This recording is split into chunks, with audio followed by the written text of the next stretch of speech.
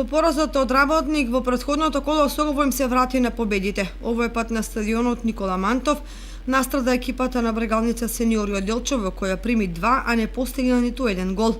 Меѓутоа обедливите 2:0 ни оддалеку не се реален одраз на тоа што се случуваше на овој надпревар. Малобројната публика во Кочани виде повеќе неизвесен отколку квалитетен надпревар, што сепак им пружи какво такво задоволство.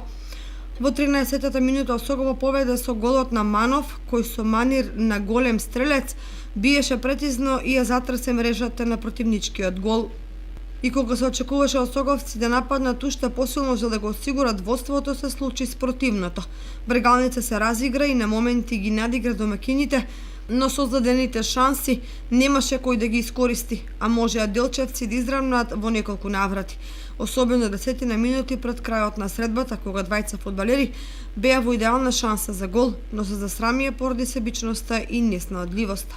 Сите дилеми беа разрешени на 5 минути пред крајот, кога Паунов од пенал го постави конечниот резултат, со кој Осогово прокнижи 3 нови бода за издвојување на врвот на табелата.